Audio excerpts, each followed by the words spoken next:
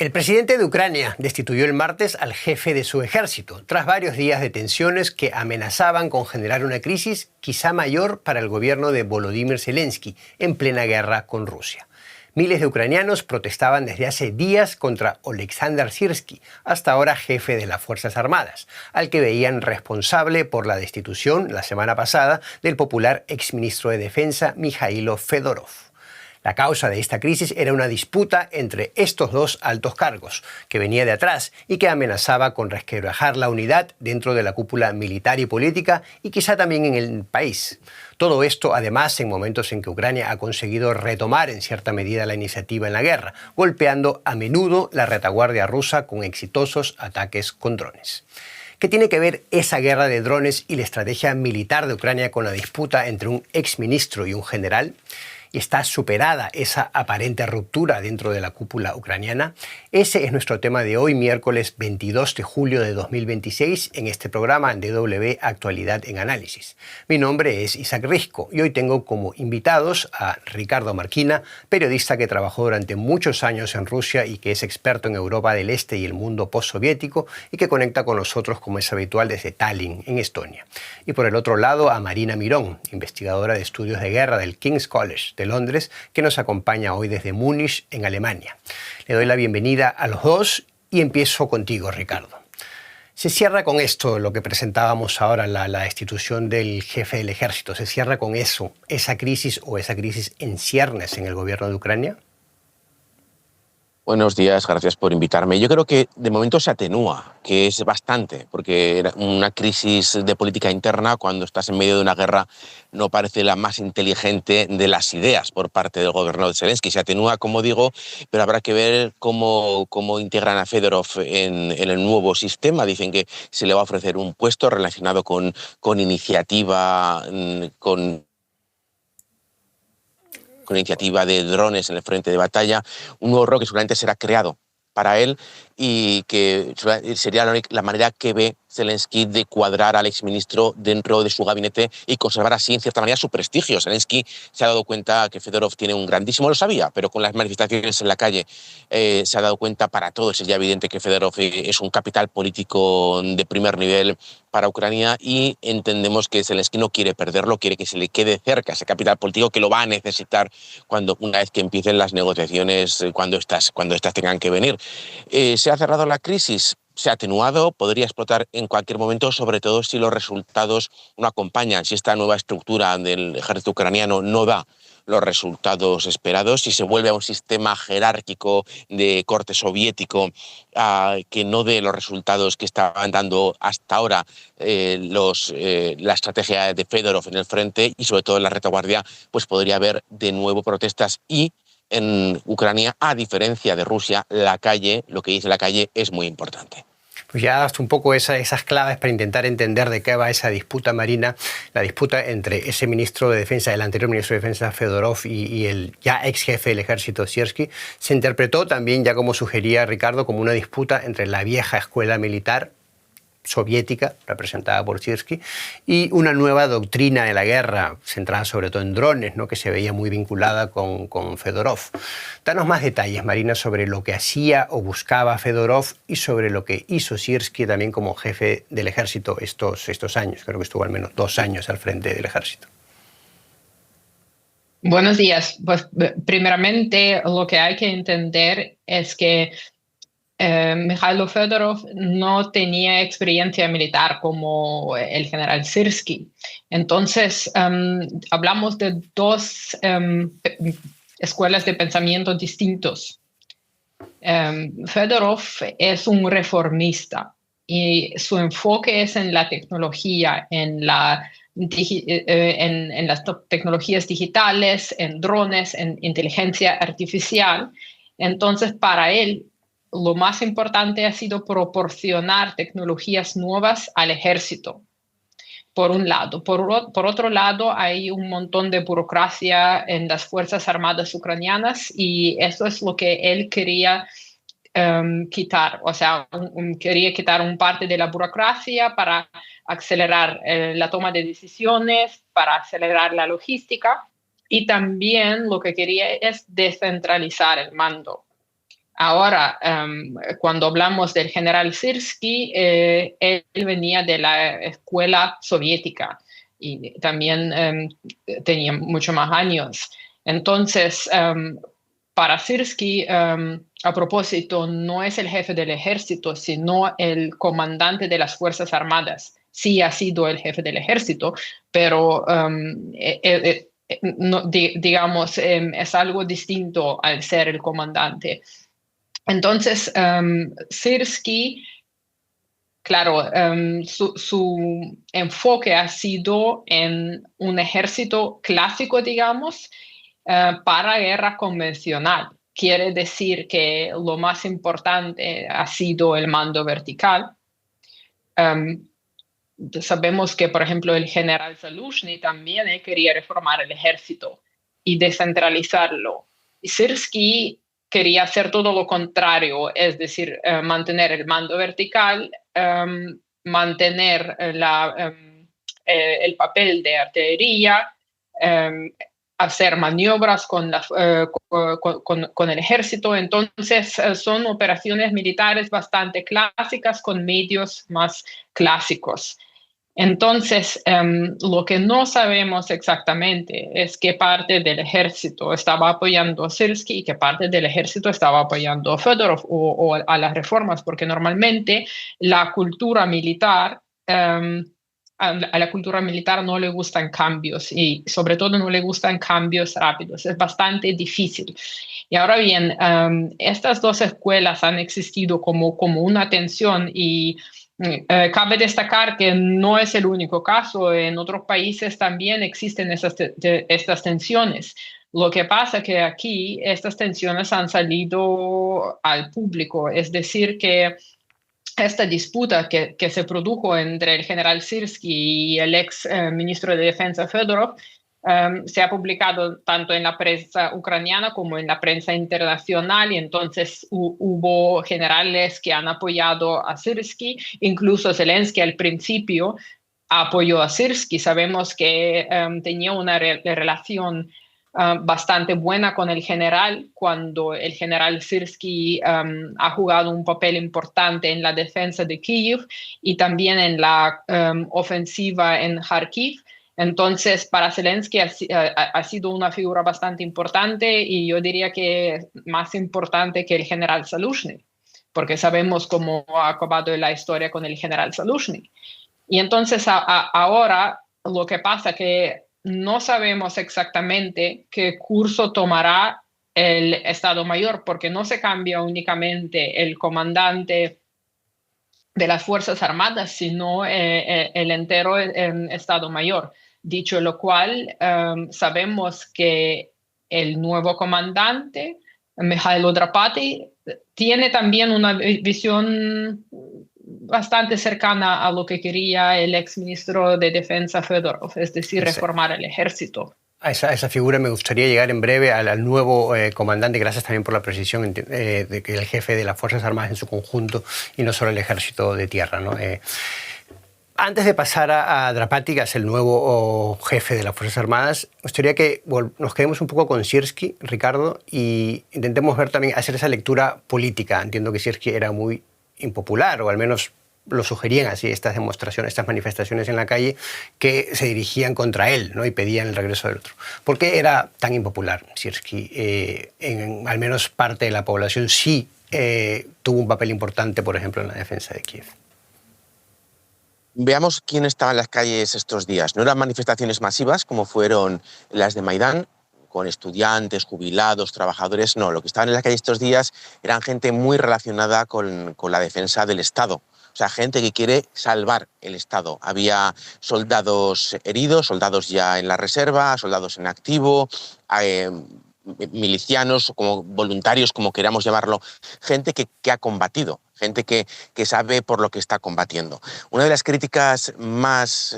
hay varias críticas. Yo creo que la que más se oía, al menos en los testimonios que he escuchado de las participantes de las manifestaciones de Kiev, era esa supuesta dureza de Syrskyi, que pondría por delante la conquista y el avance por encima de las vidas. Se le critica que en Bakhmut o en otros lugares pues haya tomado muy a la ligera acciones que luego llevaban a grandes pérdidas. Evidentemente, todo el mundo es consciente de que es parte de la resistencia ucraniana, que sin él no se entienden buena parte de los episodios que hacen que a día de hoy Ucrania siga existiendo como Estado, pero por otra parte se le critica, y esa es la segunda parte de las dos mayores críticas, es ese inmovilismo, ese sovietismo en la forma de entender las Fuerzas Armadas, una vertical del poder, infantería, artillería, cosas que a día de hoy parece evidente que forman parte de la guerra actual, sí, pero es la guerra ya del pasado. Ucrania, la actual guerra ruso-ucraniana es un impasse entre la guerra del pasado y la guerra del futuro, que pasa evidentemente por el uso de drones, por la inteligencia artificial y sobre todo, y esto contradice toda la estructura de poder de la mentalidad soviética, es la descentralización. Syrskyi viene del mundo soviético, donde todo está muy centralizado, una vertical del poder clara y definida, y Ucrania sigue siendo un Estado hoy porque supo descentralizar mucho su defensa, esas defensas territoriales. Recuerdo entrevistar antes de empezar la guerra a gente en Kiev, a gente en Kharkov, a gente en Mariupol, y de las defensas territoriales, y estaban realmente separados, no sabían qué iban a hacer. Ya no digo lo que iban a hacer en Kiev desde Mariupol, no sabían lo que iban a hacer sus vecinos del barrio, porque cada uno tenía una agenda marcada para defender su parte, que se complementaba con los demás. Estaban totalmente separados. Y eso, por ejemplo, aquí en Estonia, en Letonia, en Lituania, se ha tomado como ejemplo. Los batallones de voluntarios, la Liga Nacional en Letonia, los fusileros de Lituania, aquí mismo en Estonia, los voluntarios centran todo en ser capaz de operar de manera autónoma cuando el enemigo, el invasor, corta las líneas de comunicaciones, saber qué hay que hacer en cada momento de manera independiente. Fedorov representaba la lucha de drones, la lucha del futuro, y también esa descentralización, y esa es la crítica que se le hacía a Syrskyi, estar anclado en la guerra del pasado y no querer aceptar las realidades de la guerra del futuro, y podemos incluso argumentar que es la guerra del presente. Vamos a profundizar un poco más en eso, Marina. Ya hablaba Ricardo eso de la guerra del pasado, la guerra del presente, esa especie de transición que estamos viendo casi en vivo con esta guerra en Ucrania. ¿Cómo lo ves tú, Marina? ¿Hay riesgos para Ucrania con la salida de Syrskyi? El militar que decíamos, ¿no?, lideró la defensa de Kiev, también la contraofensiva en Kharkiv ese mismo año. ¿Qué riesgos puede implicar para las actuales Fuerzas Armadas de Ucrania la salida de este militar de pensamiento más convencional y también muy, muy forjado en el campo de batalla? Bueno, lo primero lo que quisiera añadir a lo que dijo Ricardo, cada guerra tiene su propio carácter y entonces un ejército o las Fuerzas Armadas tienen que tener una cierta flexibilidad para poder adaptarse. Yo creo que lo que hemos visto en Ucrania, el ejército se ha adaptado bastante, pero quizás podría haberse adaptado más si no fuese por Syrskyi. Si, por ejemplo, el general Zaluzhny hubiera sido el jefe de las Fuerzas Armadas. Eso por un lado. Por otro lado, los riesgos, claro, sabemos que ahora va a empezar un cambio del poder de la cúpula militar. En estos tiempos es difícil predecir qué tan rápido puede la nueva cúpula militar introducir las reformas y qué efecto tendrán. Es decir, que tenemos un periodo de un cierto vacío de poder. No sabemos cuánto tiempo durará, si será corto o será más largo, para que empezamos a ver los resultados. Y sabemos también algunas cosas de la orientación del nuevo comandante Drapati, pero no sabemos exactamente cómo lo puede ejecutar. Porque tenemos que entender que las Fuerzas Armadas, sí sabemos que en las protestas que han salido soldados activos, retirados, para decir que ellos no están de acuerdo con lo que hace el general Syrskyi, pero no deberíamos olvidarnos de que hay otros en las Fuerzas Armadas que han apoyado al general Syrski. Entonces, también se puede producir una brecha tanto en el mando como entre el mando y los oficiales más jóvenes que estaban apoyando a general Zaluzhny, por ejemplo, y al ex ministro de Defensa Fedorov. Por otro lado, también puede haber una incertidumbre en cuanto a la toma de decisiones, cómo deberían planearse operaciones y ejecutarse operaciones. Eso también podría suceder. Pero realmente no sabemos hasta que no empieza el nuevo comandante y hasta que no se formula una clara estrategia de defensa, y el presidente Zelensky le ha pedido al nuevo comandante que se formule esta estrategia de defensa. No sabemos realmente en qué dirección va el ejército, y eso también podría afectar al ejército y también a las operaciones militares a corto o a medio plazo. Por otro lado, tenemos también el componente de la guerra de desgaste asimétrica utilizando drones. Y yo creo que este componente no va a sufrir, porque muchas de las operaciones también están apoyadas por los servicios de inteligencia, SBU, y también la inteligencia militar, HUD, y sabemos que ellos van a continuar con esas operaciones. Entonces, una parte de las operaciones sí que podría sufrir por falta de toma de decisiones y por falta de diseño operacional. Y también podría sufrir la moral de las Fuerzas Armadas o de aquellos que han apoyado a Syrski, pero no sabemos exactamente cuánto tiempo tardará el nuevo comandante en organizar el ejército otra vez e introducir al mismo tiempo reformas. Y eso será muy importante para el ejército ucraniano y para las Fuerzas Armadas de hoy en adelante, esta rapidez y agilidad sin aislar a aquellos que dicen que, bueno, artillería todavía es muy importante, infantería también, porque tenemos que entender que con drones sí se puede llevar a cabo una guerra asimétrica, pero no se puede tomar territorio, y eso es muy importante. Ese vacío de poder es un poco el principal riesgo que veías, ir resumiendo, ¿no? Y también que esa ruptura, ese cisma dentro de las Fuerzas Armadas no se haya solucionado con la salida de Syrski. Quiero, Ricardo, detenerme antes en otra posible lectura política entre las cosas que se han hablado, que se ha especulado. En estos días se ha hablado sobre la intención también de Zelensky al quitar al popular ministro de Defensa, Mikhailo Fedorov. ¿Lo veía Zelensky como un rival político en el futuro, o podía darse esa lectura? Se estaba quitando Zelensky un rival político que quizá no quiera tampoco de vuelta en el juego político tan pronto? Es una lectura, yo creo que bastante legítima. Lo que pasa que chocaría con la realidad del terreno. Ahora mismo no puede haber elecciones en Ucrania por la propia Constitución. En este estado de guerra no se van a hacer elecciones, a menos de que la paz llegue pronto. Y aún así, Fedorov va a estar presente en el recuerdo colectivo de toda la sociedad ucraniana. Si decide, una vez que llegue la paz, que esperemos que sea cuanto antes, y Ucrania pueda celebrar elecciones, si Fedorov decide ir por separado, no apoyar a Zelensky, fundar su propio partido o participar por parte de algún partido como presidenciable, pues la verdad es que sería un contendiente de categoría. Es un tipo joven, con experiencia, con éxitos a sus espaldas, con un evidente carisma y con un apoyo muy grande entre los sectores militares del país, con lo cual Zelensky tendría allí un enemigo político, un rival enemigo, mejor dicho, un rival más que enemigo.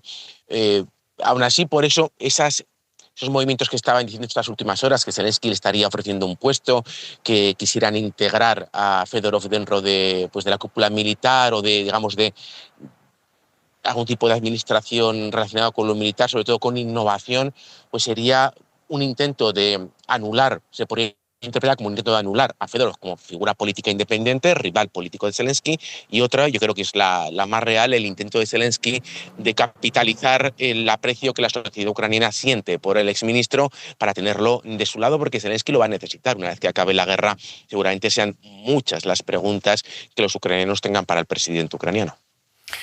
Mariana, un tema que se nos estaba quedando en el tintero, que ya le hemos esbozado un poco en la charla, en lo que hemos venido hablando hasta ahora, pero que quiero centrar otra vez. ¿Quién es el nuevo jefe de las Fuerzas Armadas, Mihailo Drapati? Se habla de un general muy joven, reformista, decías. Danos un poco más de idea de quién es este general.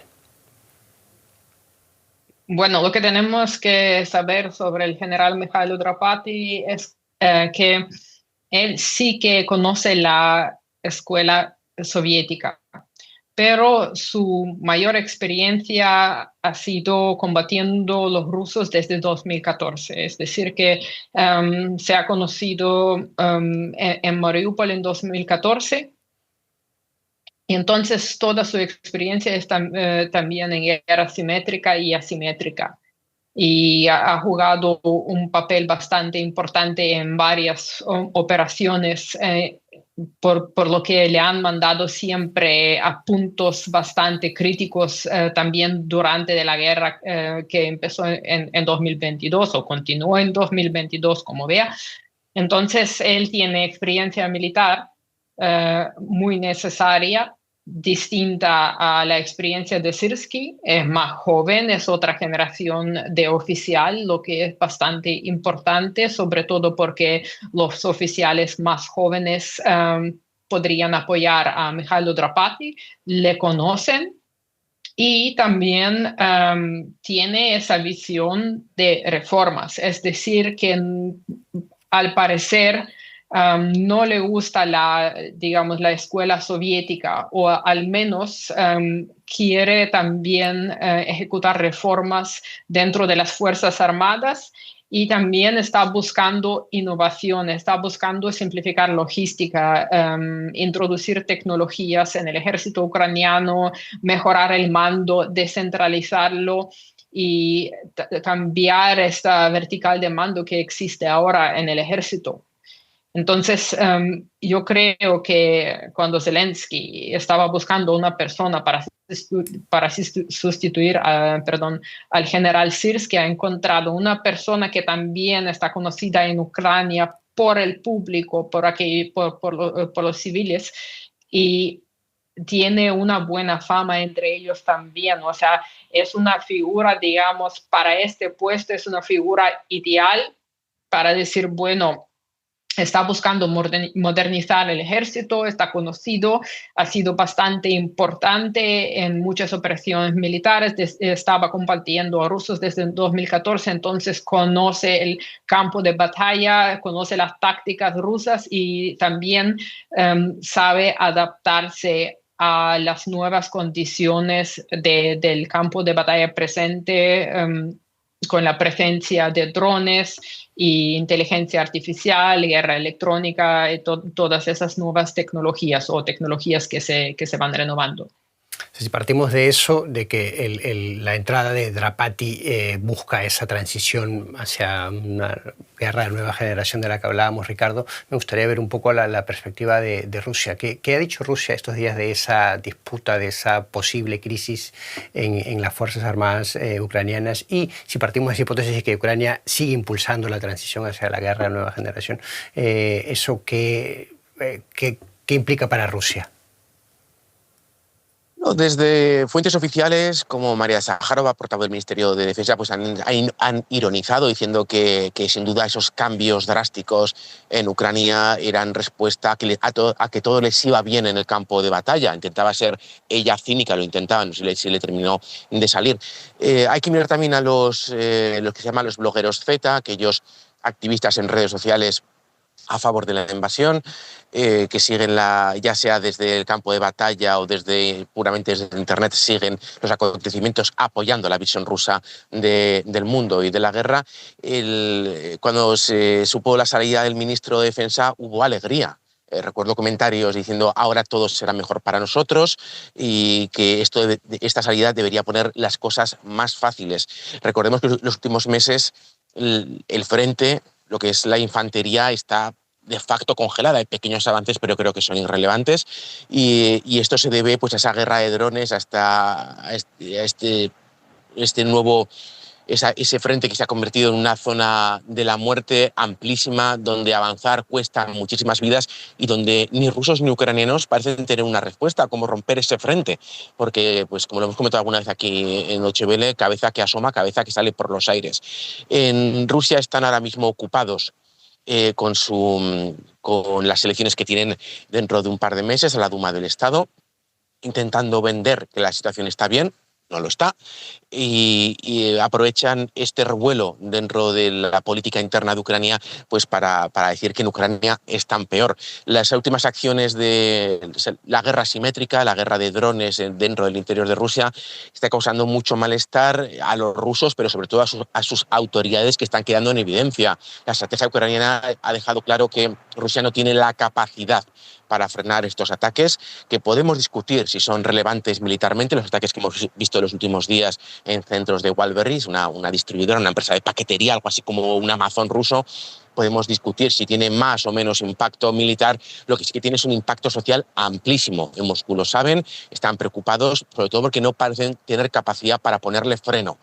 Entonces, esta crisis, como cualquier crisis que pudiese surgir dentro de Ucrania, pues es capitalizada por Moscú para intentar pues, señalar con el dedo y decir que allí están peor que en Rusia. Hablamos de esa guerra asimétrica, también de esos ataques ucranianos. Creo que el último fue incluso hoy mismo contra un depósito de Wildberries, ¿no? que es el gigante del comercio online, que se le conoce también como el Amazon ruso, por las dimensiones, entiendo, del tipo de negocio, ¿no? En la región sureña de Krasnodar. Para resumir quizá eso también un poco, Marina, ¿por qué está teniendo éxito esa estrategia asimétrica de Ucrania, sobre todo con drones, de la que hablábamos aquí? Bueno, primeramente quisiera preguntar de qué éxito hablamos, porque en este momento, como lo veo, es una guerra de desgaste y es una estrategia, digamos, de secuencia. Es decir, Ucrania tiene que atacar a muchos blancos en el territorio ruso, pero para mí el éxito sería si podría influir a la capacidad de Rusia en el campo de batalla con estos ataques, y todavía no lo hemos visto. Sí, se ha frenado el tiempo operacional, pero Rusia tiene la capacidad de absorción, digamos, en términos militares de estos ataques. Ricardo ya ha hablado de consecuencias sociales, hay consecuencias informativas también, pero yo creo que para el general Gerasimov, lo primero es el campo de batalla en Ucrania. Entonces, todos los recursos van allá. Es decir, que sí, habrá ataques de este tipo, pero no sabemos exactamente cuántos ataques tiene que realizar Ucrania para que Rusia cambie su estrategia. Y esto es muy importante. Porque de momento lo que hemos visto también por parte de Rusia también está atacando con misiles balísticos instalaciones dentro de Ucrania y tampoco ha logrado sus objetivos estratégicos. Por eso digo que estos ataques son importantes para Ucrania, sobre todo porque Ucrania necesita tiempo para desarrollar sus propios misiles de largo alcance, porque los europeos no tienen la capacidad de proporcionar a Ucrania con todo lo que Ucrania necesita, y algunos países como Alemania no quieren, por motivos políticos y de seguridad, proporcionar misiles de largo alcance como Taurus. Entonces Ucrania va a seguir manteniendo esta presión sobre la industria rusa, sobre la logística rusa, quizás esperando que eso puede influir tanto en el campo de batalla, y sobre todo hemos visto en los últimos meses que sí se pueden producir efectos a nivel operacional y estratégico militar, pero a nivel gran estratégico, a nivel político, no sé hasta dónde pueden tener éxito con estos ataques y se queda por ver si se van a ampliar estos ataques, si Rusia va a reaccionar y repartir recursos, es decir, quitar recursos a su ejército, lo que no creo, para defender a su territorio tan amplio. O sea, en este momento yo diría tenemos que tener cautela en cuanto al efecto estratégico o al éxito de esos ataques. Quizá, para terminar, quizá brevemente la palabra, Ricardo, para hablar de esos éxitos relativos y planteando la pregunta en esos mismos términos. ¿Está teniendo éxito esa guerra asimétrica, a tu forma de ver, golpeando la retaguardia Rusia en cuanto a los daños que le está causando quizá la crisis energética que está habiendo en Rusia? ¿Está teniendo éxito esa estrategia ucraniana? Como decía, se puede argumentar que el valor militar de estos ataques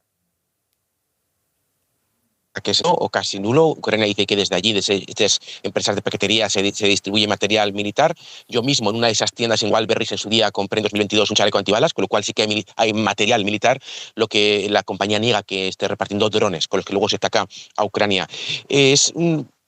Ucrania, aquí hay un debate que yo creo que va más allá del éxito militar o no, que es el debate moral, porque Ucrania está haciendo un corta y pega de lo que está haciendo Rusia desde 2022. Está atacando nudos de infraestructura civil, infraestructura energética. Antes no lo hacía seguramente porque no podía.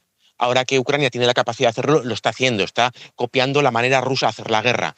¿Es legítimo para Ucrania atacar un centro civil matando a 7 trabajadores una noche de un fin de semana? Es una respuesta lógica a los ataques contra civiles de los rusos sobre ciudades ucranianas. Pues es un debate moral que seguramente nos daría para otro episodio, para otra charla, pero lo que revela es que las víctimas civiles, ahora que Ucrania tiene la capacidad de atacar dentro de Rusia de manera tan constante y cada vez más en el interior, las víctimas civiles van a aumentar en ambos lados. Bueno, todavía una guerra que todavía puede tener mucho por delante. Vamos a seguir viéndolo, seguro que con ustedes dos en alguna próxima ocasión. Por ahora les agradezco mucho a Ricardo Marquina en Tallinn y a Marina Mirón en Múnich por esta charla tan interesante hoy aquí en este programa. Muchas gracias a ambos. Gracias a ustedes. Muchas gracias.